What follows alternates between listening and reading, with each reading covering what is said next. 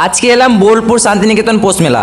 আজ মেলার শেষ দিন, তাই আজ আমরা এলাম সস্তা জিনিস বস্তায় ভরে নিয়ে যেতে। তো চলো দেখি আজকে বার্গেনিং করে কত টাকার জিনিস কত কম করতে পারি। এত দূর রাস্তা জার্নি করে এলাম, তাই ভাবলাম আখের রসটা খেয়ে নিই, একটু এনার্জি পাবো। খেজুরের গুড়ে যেমন চিনি মিশিয়ে দেয়, তেমনি আমার মনে হলো আখের রসে জল মিশিয়ে দিয়েছে। যাই হোক, টাকা দিয়ে যখন কিনেছি তখন আখের রস হোক বা জল, আমি তো খাবোই। তারপর চলে গেলাম নাগরদোলায় চাপতে। নাগরদোলায় চাপতে যাব, ঠিক তখনই মাইকিং করছে, দেখে যান গল্পের জলপরি যা আপনারা এতদিন কাহিনীতে শুনেছেন।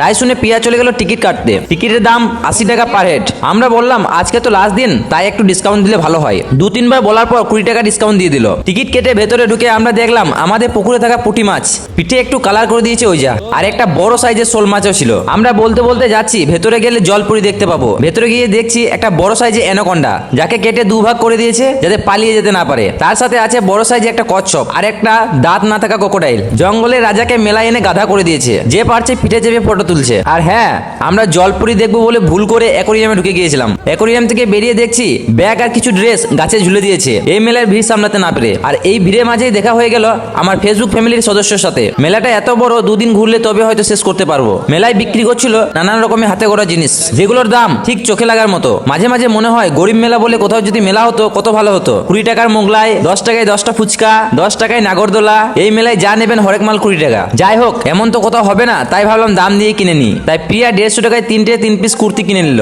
ঘর যাওয়ার সময় চোখে পড়লো এই গোলাপের থোকাটা, দাম বলছিল 120 টাকা। আমরা বললাম বেশি দাম দর করবো না, আজকে লাস্ট দিন, 80 টাকায় করে দিন, দুটো নেবো। কোনো কথা না বলে হাতে ধরিয়ে দিল, বললো তাই দাও। কিছুক্ষণের জন্য আমার মনে হলো দামটা একটু কম বললে ভালো হতো। বাঙালি বস, আমাদের যতই দাও পোষায় আর না। তো এখনো যারা আমাদের ফলো করোনি তারা চটপট আমাদের ফলো করে নাও এই ধরনের ইন্টারেস্টিং ব্লগ দেখতে। আজকের ব্লগটা এতটাই, দেখা হচ্ছে আবার একটা ইন্টারেস্টিং ব্লগ নিয়ে। টাটা।